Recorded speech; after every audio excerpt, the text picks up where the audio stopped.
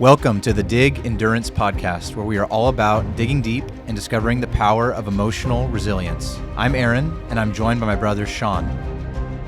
As endurance athletes and business owners, we have learned a thing or two about facing and overcoming adversity. We are here to share inspiring stories from our guests that will help you to find that inner strength when you feel like you are running on empty. Are you ready? Let's dig in. Welcome, everyone. Dig Endurance Podcast. We have a excellent guest today. We've got Kevin Purvis. KP is what we call him. KP Performance out of Boulder, Colorado. Kevin's worked with a ton of top-level athletes, age groupers, marathoners, Olympic athletes, Ironman athletes. I mean, I could go down the list. Kevin's focus out of Boulder is to keep us from breaking. Is that right, Kevin? Absolutely. You know, the pecking order is always, I say, I've never seen an injured athlete get faster.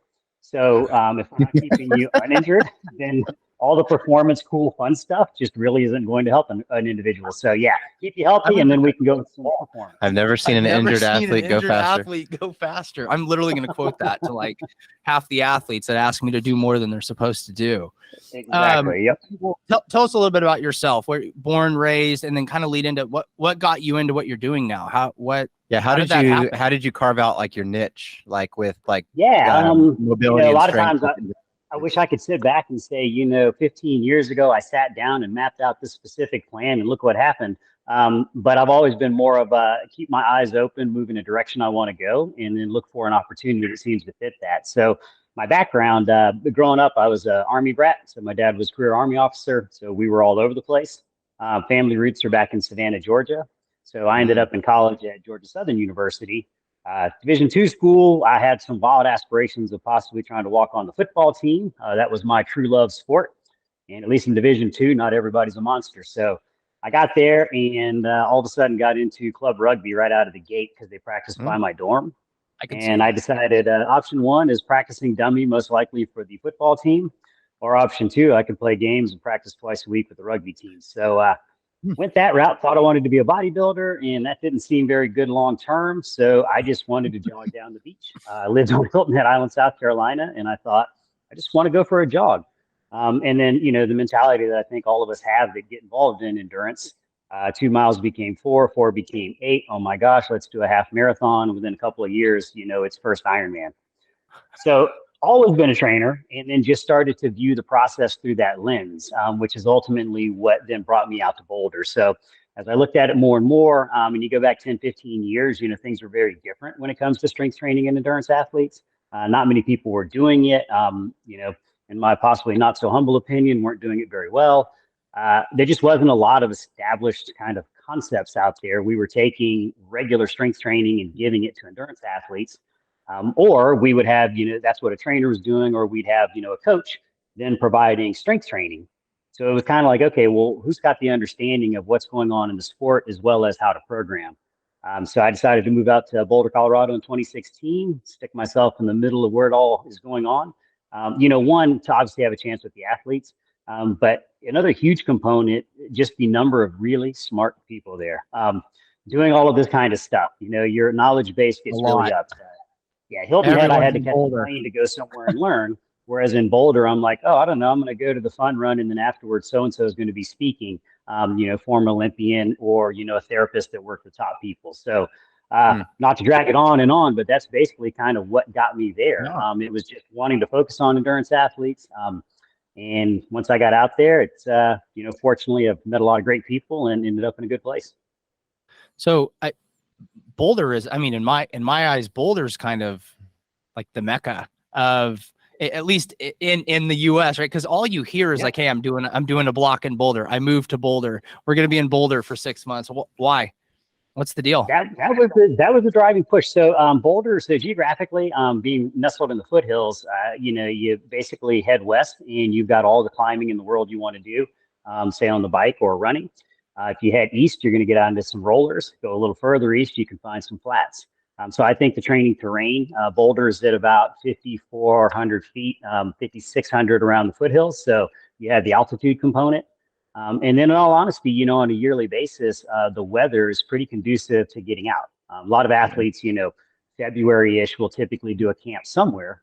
They're going to Arizona or Florida or whatever it may be, but you can get a lot of really good training in. So, and I think it goes back to maybe, 70s with Frank Shorter, and then kind of the running connection up to Oregon that really started to put it on the map. And you're doesn't right. spring? You can throw a rock and you're going to hit an Olympian, former Olympian, world champion, or something like that. That's what I was gonna say. Is like, and doesn't Springs like the home base for a lot of the Olympic headquarters for a lot of the teams and stuff? Yeah. So, the Olympic Training Center's down there. But what's interesting, so if we're looking at long course triathlon, you just don't have a lot of interaction there because that's not what we're doing in the Olympics as far as triathlon goes. So, Sure. it's interesting, with the cycling and everything, because again, if you look at cycling on an Olympic level, you're looking a little bit more on the track side of things. Gotcha. So, there certainly is some of that, and it's just not the area that I dove into. So there may be a lot more going on down there than I'm privy to, but sure. But you're not going to have a lot of like 100-meter dash people because you can't really run and train, at altitude for, things that last, 10 to 20 seconds, events like that. Yeah. I guess between Springs and Boulder, though, the point is like a ton of athletes are out there. I mean, they're all, and Colorado. Yeah. Colorado is like the training mecca. So that's cool. Well, okay. And so you moved out there in 2016 and like, where did you go from there? Like, so I was working in rally sport. And, that was a place that a lot of the top pros were training out of. A lot of top coaches were working with their athletes out of there. So I was fortunate enough to get a position working there. And real quickly, sorry, because you're a physical therapist. No. So I'm a personal trainer, and what I've done is spent a lot of time. So back on Hilton Head, I was coordinating with the physical therapy group. Okay. And for those who don't know Hilton Head, it's retirement is a big thing there. So we're looking at a lot of people that had been sitting at a desk for 30 plus years, and all of a sudden they were playing tennis and golf 5 to 7 days a week. So just about every person I had, it was, and I'm doing PT for my knee. So early in my career, I just picked the phone up and called the PT office and go, here's who I am. Here's who I'm working with. Could I possibly sit in on a session to have a better understanding of what's going on with that athlete? So that PT group, I formed a relationship, 10 plus years with them. I had weekends in there wiping tables and folding towels, and then they'd pull me over and go, hey, take a look at this. Here's what's happening. So they just, Jeff Romdon, Brad Kiesling were just two that really took me under their wing and helped me learn as much as I could of that, so that, I don't try to play physical therapist, but I want to be in a position where, if you're coming right out of some kind of an injury and you are with a PT, I want to be able to communicate with them and make sure we've got a seamless transition. You're taking what you've gleaned from physical therapy and you're integrating it into your training and your strength coaching. 100%. Yeah. It's almost like reverse engineering. If I had and even to this day, if I have an athlete and they go in with an injury, if there's an injury and I've been working with you, it means I missed something. That's just how I view it. So whatever that issue was, I'd go, okay, well, I've had 3 people. They all came back with this exercise. Why don't we start doing this exercise in our regular programming? So you do that over enough years, and you finally just start, the holes become much, much smaller in your process. Gotcha. He knows, this is a side note, I'm in physical therapy once a week. Right. And so I've utilized, I've used Kevin for years. I've already told you this story. When I went in there and I gave them, I'm like, here's the plan. This is what I'm going to do. I'm just going to kind of do this thing. The progress was great. Everything was working out. And they're like, well, what is it that you're doing? And then when I showed them the Train Heroics, they're just like, oh, okay, well, I guess we'll just give you this workout, I guess, we're not going to give you anything. That's what we're going to give you. Literally, I don't know if I sent you the picture of the sheet. It was literally the same. It was funny, which they loved, which was even better. Learned from them. Yeah. That's the reason I hung out with those folks. It was very, very telling, I guess, to say the least. It's like, this is why it's worked for so long. Why I haven't been able to break down for, I don't know, six years. I've gotten really lucky, to be honest. Well, but maybe not lucky. Maybe I had KP on the team, and you're the one doing all the reps, though. You can never discount that part. You said rally, and then when did you eventually start to form KP Performance? Like, when did that come to fruition? Just kind of while I was there, I just didn't have a situation where, me filtering in with somebody who was already there or established a group or whatever it was. Just that situation didn't really pan out. So I thought, okay, well, let's just go ahead and, I've been KP training systems and some other things back on Hilton Head.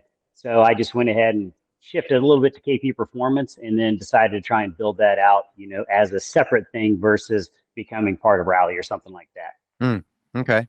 And so that's been like what, 2017, 2016, 2017 KP performance? Yeah, pretty much. And how many athletes currently give or take, are you currently working with?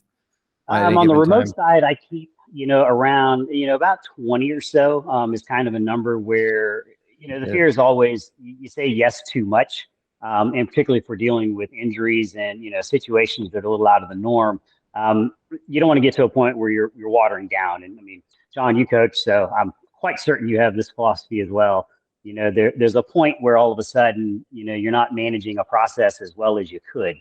Just based on maybe too many people. Yeah, exactly. So Aaron is like 6 athletes in one. Yeah, some of these guys, they just take a little more time than others. But and then, I probably do 20 in-person sessions, which mixture of some of the pros and some of the age groupers during the week. So anywhere 15 to 20 contact hours in person, and then about 20 people that I'm working with remotely. And then we've got 2 other coaches that can take on some people as well. So Chris Dawson, he's a trail runner.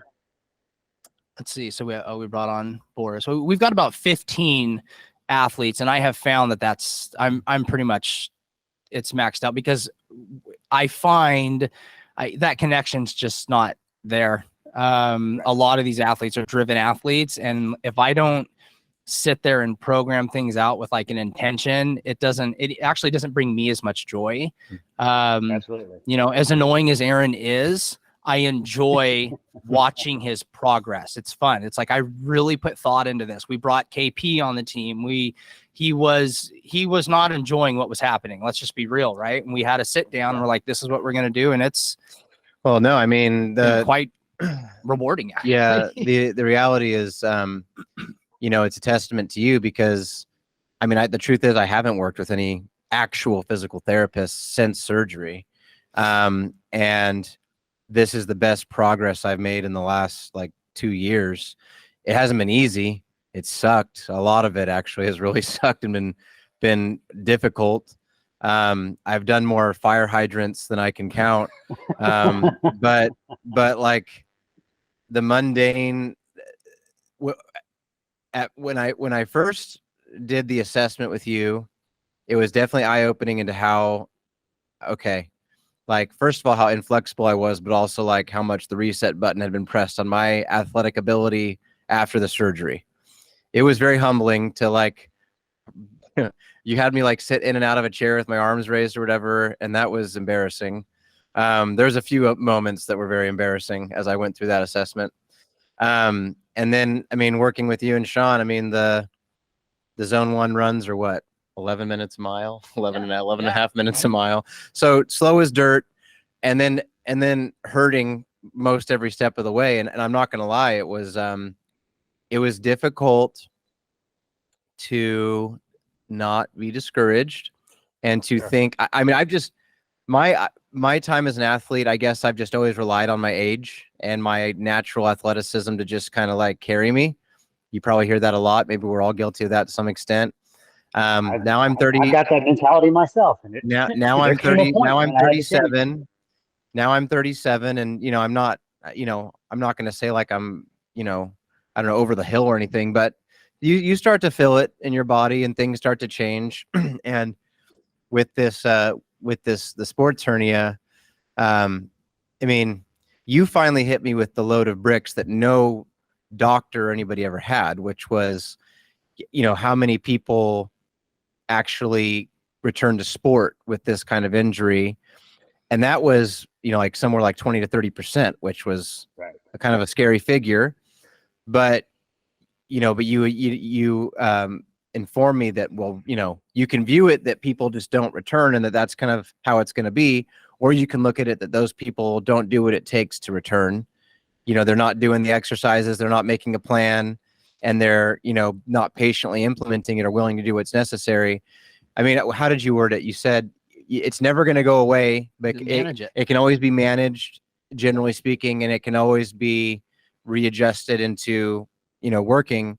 And I've definitely found your philosophy with like making deposits in the bank that like, okay, you basically got your stress money to spend each day on your exercises. And as long as the injury is not feeling worse each week and you feel like stretched, but not more pain, then we're on the right track. And that it's almost like, I guess the best analogy for me is like it's like when a foreign language is put in front of you and you have no idea how to read it. That's what it felt like getting the injury. I think between you and Sean, I finally was given like a set of glasses and like interpretation that like allowed me to read my injury and gauge how I can progress again and get back to what I'm used to with the injury. And it's been good. I mean, I definitely haven't arrived. I mean, we got 13 weeks to Boston, and well, not to Boston, to the two cities to qualify for Boston. And I intend to qualify. But as recently as this morning, I'm back on zone 2s at like an 8:15 pace, 150 BPM. And I'm able to finish a run with very little pain. And it almost feels just like a slight resistance now, which is a huge step from where it was 4 months ago. Which so great. Here I am, testimony to KP Performance. reach out to KP, and obviously kudos to Sean's coaching too. But I am wondering, like, most athletes that reach out to you, is it generally speaking, are you getting athletes that kind of have hit some kind of a, similar to me, where it's like they're used to a level of performance, and for whatever reason they get referred to you like, hey, it's gotta be right. If you're looking to get back to where you were, or you're looking to still do what you got to do, you feel like you got juice in the tank, get with Kevin. He's your guy, figure that out. I mean, do you get a lot of athletes that are kind of down in the dumps that are trying to motivate themselves again? What's your experience with that? I mean, that was kind of the niche that, like I said, I wish I could tell you what I was learning on Hilton Head by way of bugging the physical therapist. And like one guy, we had weekly 6 or 6:30 a.m. meetings, and I just walked in and said, okay, Jeff, here's how I understand this, and it was either, Kevin, yeah, that makes sense, or, well, Kevin, you're way off. Here's how it works. I wish I could say all of that was done to put myself in this position. Fortunately, I just like to learn those things, and that's how I ended up in that little niche of working on injuries. It was, 16 years of doing that, albeit Hilton Head, we didn't have a lot of ankle stuff. So once I got to Boulder, I had to start really drilling down on the ankle foot component. Yeah. But yeah, it ends up being a lot of people. I've never argued when somebody says, hey, I want to work with somebody locally because they've got eyes on me. I don't ever try to steer anyone away from that. But a lot of times people may be in an area where the care that's there isn't bad care. It's just not something a little more specific to the demands and what goes on, not only physically, but, the mental and emotional side for those of us that get into these crazy endurance sports. So, yeah, and I think a lot of times it ends up being I've tried everything, but so let me reach out to Kevin, which is always interesting because then I start with, whew, all right, you got some big names on that list. No pressure. Yeah, no pressure. Yeah, exactly. And I wish I could say I'm about 1,000 with all this, but we've had a lot of success with it. But at the same time, yeah, it's just people that have been dealing with stuff over and over, chronic things that pop back up. So then they'll see or hear something like this and, reach out and say, hey, well, I've had this problem. Do you think we can work on it? That's awesome. That is. And I don't want to over advertise you because, you're pretty full, but I am going to share my story with Kevin. I've had you for a long time. Never a single complaint, but I think the biggest tell all for me was COVID was such a weird time, just in general, just for any type of factor involved in the whole endurance world. Races were canceled, rescheduled. You could pick different races, but you had to pick it by a certain time. Well, I had long haul COVID from, it was like 7 or 8 months. I couldn't do it. I couldn't even go out the door to walk. It was terrible. Luckily the races were canceled. So in this brain fog that I had, I rescheduled, and it ended up being like a 70.3 and a full and like something else. And I remember going from 0 to like all of a sudden I was just like, oh, COVID's gone. This is going to work. But I made this commitment to get back to a mental state, not even the physical part of it, the mental state, that I was going to I was going to max out. Like I've never done 16 or 20 hours a week. I've never done this. And I don't think I missed a single workout that you gave me. People probably thought I was so weird in the gym. They still do, because I go in there. That's just like a little private gym. It's really nice, but like, I'm on the ground, like arms everywhere, dumb, and they're just like, what? And I'm like, everything's got a little twist to it as far as what I like to give. But you feel like a freaking rubber band when you're done. And I am not a flexible person. I never have been. And I mean, it was, you feel like a Matt Hansen when you're running. You're like, yeah, I got this. This is good. I got this. But I was able, I was able to, within a month, do a 70.3 in New Jersey. And it was pretty good. It was under 5 hours. And I had been running for like 5 weeks. I mean, nothing, no riding, no sweat, nothing. And then I did then I did a full Ironman a month later. Right. Then I did then I did 2 cities in 2 months. I did 2 cities. I missed Boston by like 26 seconds, something like that. Then I did an Ironman in Arizona. It was one of my fastest times. And then a few weeks later, I did a 50K. No injuries. No. And this isn't about like what I did. This is about how I felt.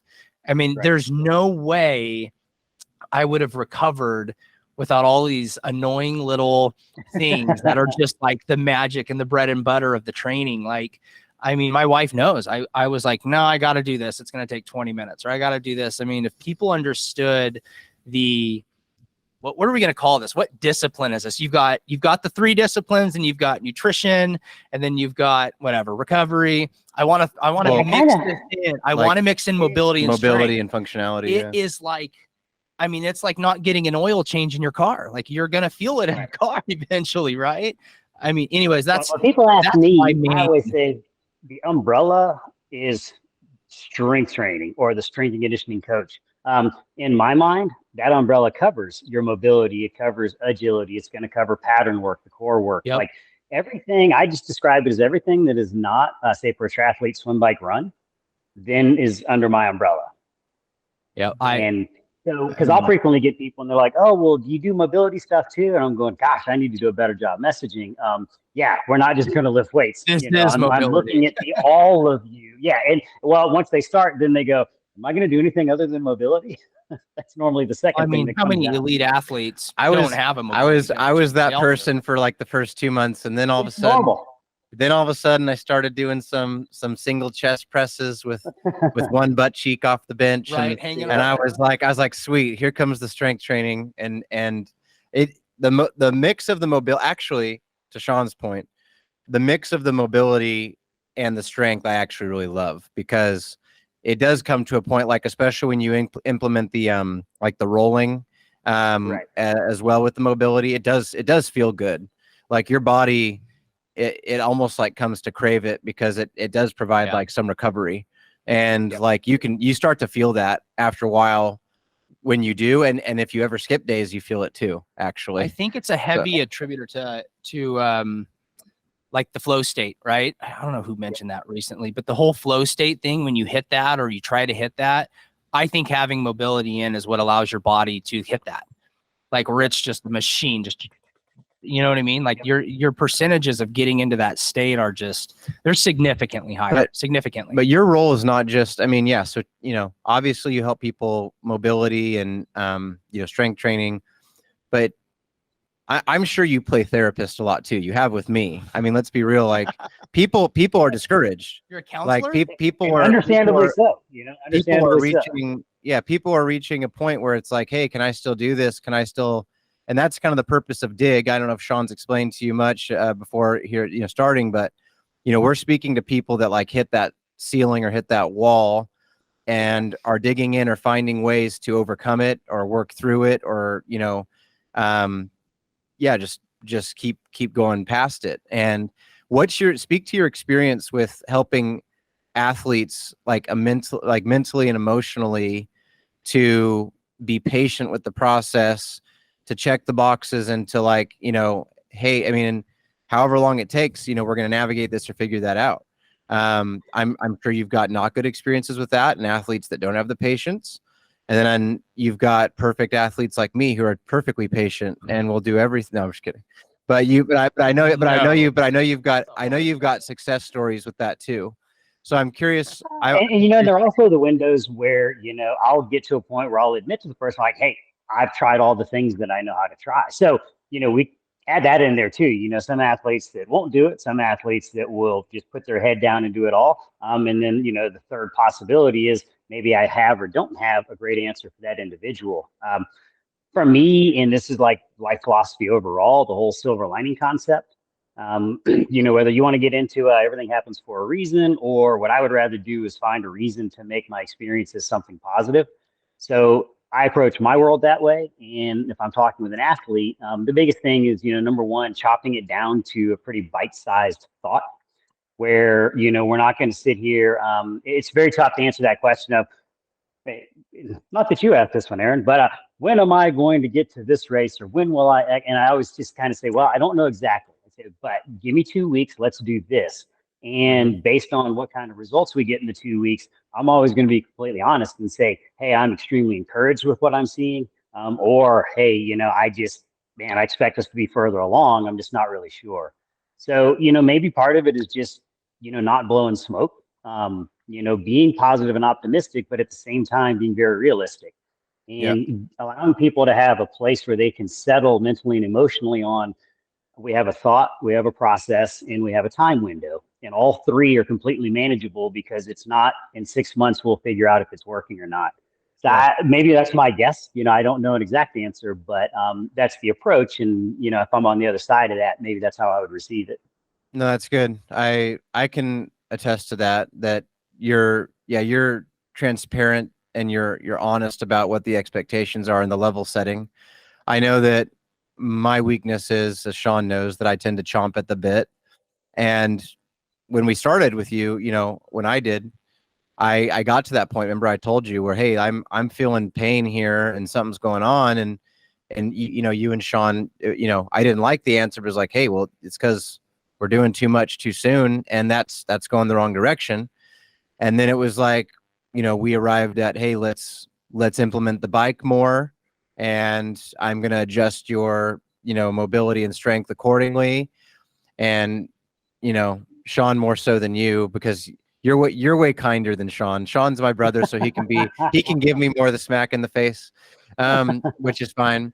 But it was good like cop, bad cop. You didn't know it was like just slow down and let's just readjust, do the biking more, and follow Kevin's workouts from here too. And slowly but surely, that made a big difference. And since that point, and as I had to really mentally take myself off of my expectation and timeline, right, and as I put it on what you guys were setting, interestingly enough, that's when the results really started to break through. And I even had a race that I'd set last month that I wanted to do, a half marathon, just as like a taste test. And Sean just said, nope, you're not doing it. Too bad. And I just had to be like, okay. and, didn't do it. But I can see, I check in with him. My fitness is going up every week. I can see the times, I can see the heart rate. And most of all, I'm actually kind of glad in a weird way that I went too much too soon early, because I know what that negative pain feels and looks like now, and it's not good. And you can feel your body like it's like a sharp knife almost in my situation, and it is. Your body's like, hey, stop doing that. I haven't felt that since, and what I continue to feel is like it's stretched more and more. It's like, okay, I can do more this week by 5 minutes or 1 more mile. And there's a little bit of, I think I'd call it like not pain, but like muscle fatigue, like for lack of a better phrase. But I never finish like hurting, which is very different than what I felt in the first like 4 weeks that we started. So even though it was my mistake to push it or rush it, I at least have that to like compare it to now, and to know that that's not how it should feel, if that makes sense. Oh, I think the vast majority of the lessons I've truly learned were done the hard-headed way. So I look at what you did as, maybe that wasn't the ideal thing, but it came at a time when there weren't significant consequences to it. Right. Right. It was from a time standpoint and everything else. It was like, okay, well, and then, we get to have a longer conversation about, let's dial out an exact plan and a do's and don'ts list. So yeah, I mean, we're human beings. And on the endurance athlete side, the mentality is never, I don't want to, with an endurance athlete. We spend far more time trying to pull the reins on people than we do trying to motivate them to go. So, there was nothing overly special about you deciding to go run a little harder or whatever it was in that window.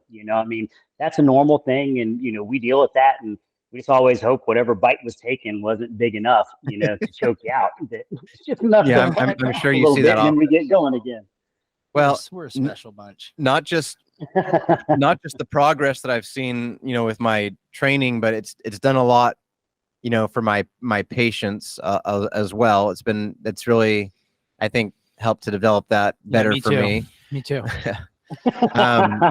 But hold on, don't you have a couple of kids there running around? Yeah, we only have 9 between us. Yeah, I've only got 9 kids. I was getting ready to ask the number. Yeah, that's not I've got very 10 many. Between brother and sister. My brother and sister. Kind of in summary, like what I also would say is that it's working with you as I've done these exercises, and listen, as you start to do them, like I mentioned, the fire hydrants, what else? Oh my gosh, there's so many weird exercises. And quadruped. Yeah. I mean, every, the peanut on the spine. One, you're like literally like, that's the best. I've got my arms up and down, and then I'm like, it's every weird way that you can think to like really target your body. But I think it just speaks to, like, again, Sean and I on our podcast, we talk about like adapting, and working with you has helped me to realize too that, like, once again, there's always another way that I haven't thought of that it can be done. And when you start doing it, it's like, yeah, I'm literally lifting my leg like a dog would on a fire hydrant. This is weird. It's awkward. It's strange. And then after you do it for a while, it's like, oh, this feels good. Or like, oh, this is working. Start to associate that sensation. Or you start. What is it called when you not roll on the thing, when you the shearing. The shearing. Oh yeah. Such a weird motion. And so, but again, starts to feel good after a while, and it's like, for just life application, I guess, is my point. Is it's good to involve people with other perspectives and with other experience. And it's been really good for me in this process. And it's been interesting to try. I mean, I come from an athletics background. I come from a training background myself. I was a personal trainer for a while. I've been an endurance athlete. But getting more into the weeds on the mobility and the therapeutic side, it's taught me that his brother is right. Well, sure, we can put it that they way. Learn over time, don't they? but it's also, it's not just about rehabbing the injury. It's that, hey, these things need to be part of your regimen normally anyway. They should be. And it's just, as a business owner, a family man, and all the things, it just kind of puts in perspective, like, what else am I missing? What else am I not doing? Or what else could I be incorporating that would help me perform better that I'm not doing now? That's a good one. This is like, this whole process has shined a light for me on that mindset. One thing and this is just kind of a thought that I've had as far as why it seems to be a little bit trickier on the endurance athlete side to have the amount of focus and consistency with foam rolling, mobility, and all those things. Like for me, I grew up playing team sports. And, when you're learning a new sport, I mean, there's a skill component. So you're very much working on the fundamentals of the game. And it just got hammered into my head with most of my coaches that if we take the fundamentals and we execute them properly, we're going to be in a much better place than a lot of these other things. So part of that is the soft tissue and everything else. Whereas I think maybe if you just start as a runner in school, it's run. There's not a ton of skill development that goes on. Right. I mean, depending on a coach may work on form. But I think on average, it's just go do the sport. Yeah, so getting into that mindset of, we have these other elements that are part of the whole thing. It's not a when I get hurt, I will, or it's getting out ahead of it a little bit. So Yeah, I constantly try to preach to people that I would rather see, a smaller selection of things performed correctly and performed frequently. And, that will take you much further than, and sure, I'm always going to post some really off the wall kind of stuff on Instagram myself. But, it's just because nobody wants to see me sitting there doing a fire hydrant. Yeah. Or the number of times I've got, an Olympic athlete or a world champion or a potential world champion doing a fire hydrant. It's just, people don't want to see that. So we put the cool stuff up, but that's 5% maybe of what we're doing, It's a point well made that behind, what I hope will be a sub 3-hour marathon for me in 13 weeks. Like what people see the day of, including people like myself, which is what I think contributes to the lack of patience, is like, you see someone who has a killer effort that day and has a great performance, and it's like, man, and you want it, you want to perform at that level. What you don't see is the literal, like, I love the way you said it, like the tens of thousands of times you're lifting your leg like a dog, or you're rolling on a foam roller, or ABCD of mobility workouts. Yes. Yeah. Or in Sean's case, that I'm running in zone 1 at 10 minutes a mile, and you have to trust that, yes, the slow steadies are helping you just as much as the days you get to do your fartlek or your speed workout. And whatever the process to perform is counterintuitive to what you think it would be. At least for me, that's what it's been.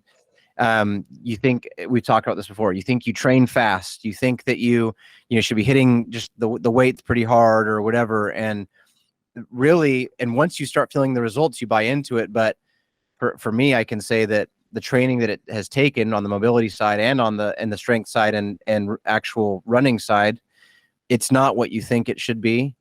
And it takes a great deal of patience and just trusting the process with people who know what they're doing. And then once you experience the results, it's like, okay, I'm going to keep doing the tens of thousands of fire hydrants, and I'm going to keep doing the tens of thousands of slow Z1 runs, because that's what it takes. I mean, that's why I wanted KP to come on today. Is I want, we get people that reach out all the time with injuries. It doesn't matter what their age are. None of that matters. It's just, I want to do this, but I can't even get through the door because of knee pain. My hips are tight. My back hurts. My neck is sore. I can go down the list. You know the list just as well as I do.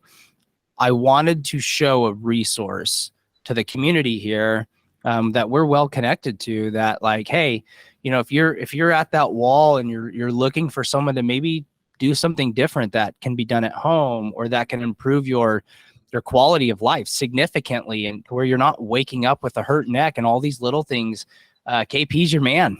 He's the man. Like I'll pitch Jason now. So Jason West. Jason West, the man. Yeah. So man, talk about a great time to talk about Jason. That was the greatest run I've ever seen.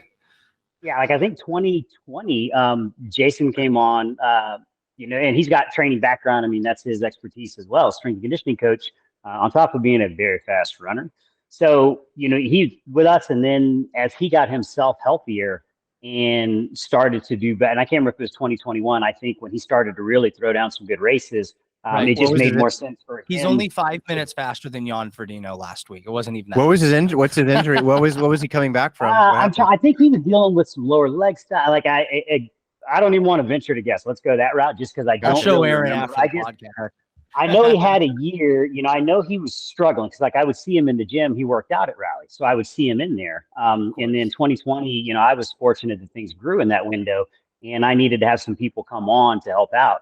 So Jason had in person as well as remote. And then as his racing, when he came back to it in 2021 and started racing well, it made a lot more sense for him to back off of the time commitment he had as a KP coach and, focus on his racing, which obviously his results are speaking for themselves. But Jason is available to take on some people as remote athletes. Okay. So awesome. Don't everybody shy away because we're a little busy here. We'll have to reach out to work you into the system. I'll give him a little bit of kudos on his run. I mean, beating Jan Frodeno by that much isn't that big of a deal. Only unheard of.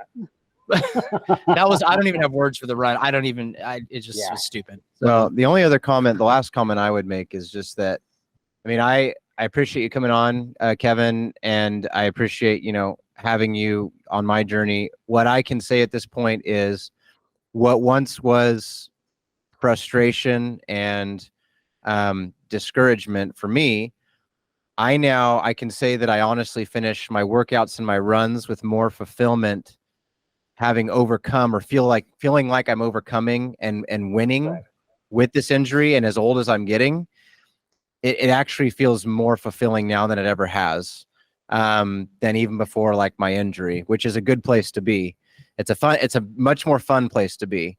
And I appreciate people like you that have that mindset and also the perspective, not just technically, but also, from a coaching standpoint, that, can help me to develop more of that mindset. And again, I feel very strongly that it translates just into life and into business and whatever else it is you're doing, that a weakness can be made to be a strength. And that, if you have gas in the tank, if you feel like you have gas in the tank, you probably do. You got desire and gas in the tank. Yeah, you probably just got the right process. Recalibrate and then do what's necessary, and make the adjustments and find a way to win. I agree. I can tell you from my end, I want to send a compliment back your way here, and I truly mean this.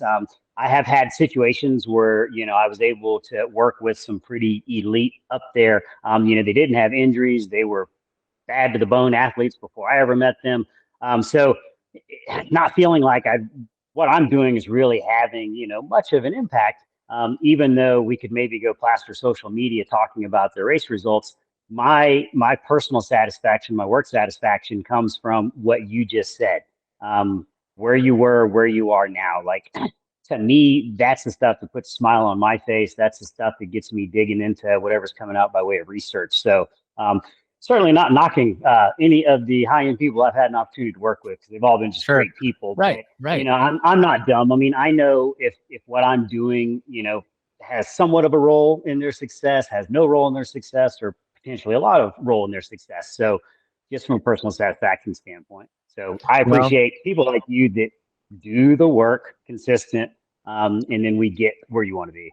We're still on the journey. We've been documenting it 13 weeks to the two cities. So we're not done yet. We're gonna get it done. So KP is a resource. Use him. Yes. Anyone out there that is hurting, been through surgeries, highly recommended. I don't even have words. It's just try him out. You never know what kind of progress you will make if you're stuck in some sort of physically challenging situation. So we'll make sure to get you tagged on this so people know where to find you.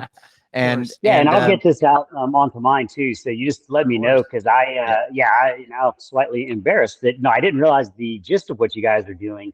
And I've literally had a number of people run through my head that I would want to have listen to you guys, because, I mean, we all tend to think we're the only one when we've got this pain and it's not working and we're trying. And there's an entire community of folks out there. Hopefully we can make that smaller and smaller over time.